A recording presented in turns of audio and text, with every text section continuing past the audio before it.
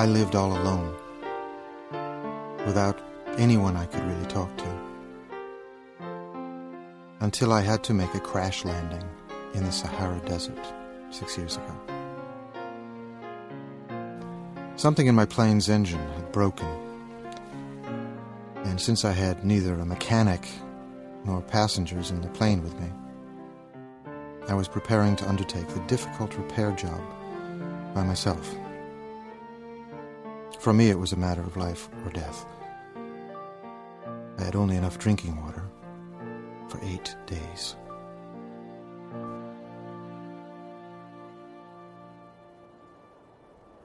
The first night, I went to sleep on the sand, 1,000 miles from my inhabited country.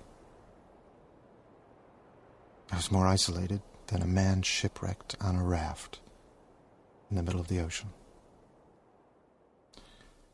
So you can imagine my surprise when I was awakened at daybreak by a funny little voice saying, "Please, draw me a sheep." "What?" "Draw me a sheep."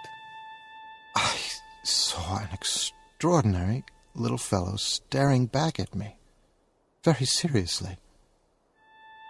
I stared wide-eyed at this apparition. "Please?" "But what are you doing here?" "Draw me a sheep." In the face of an overpowering mystery, you don't dare disobey.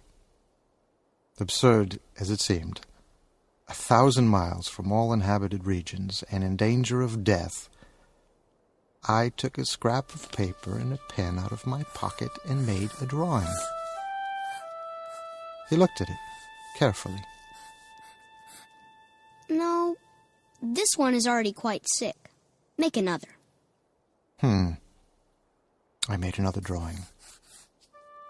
My friend gave me a kind, indulgent smile. "You can see for yourself. That's not a sheep. It's a ram.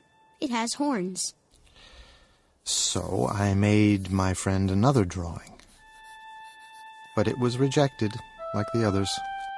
"This one's too old. I want a sheep that will live a long time." So then, impatiently, since I was in a hurry to start work on my engine, I scribbled a drawing.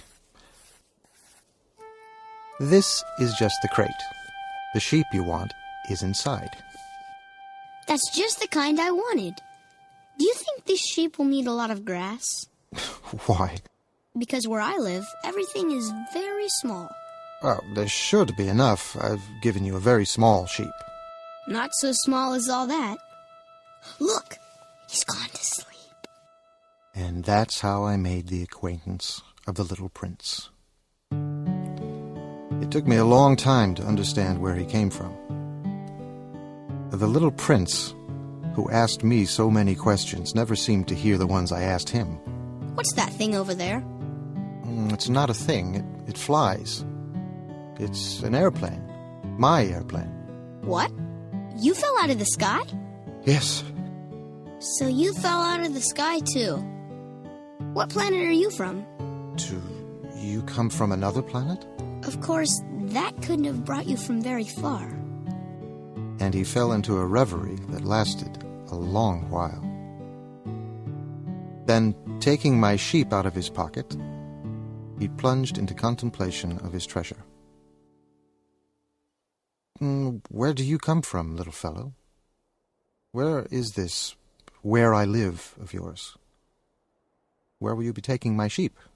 "The good thing about the crate you've given me is that he can use it for a house after dark."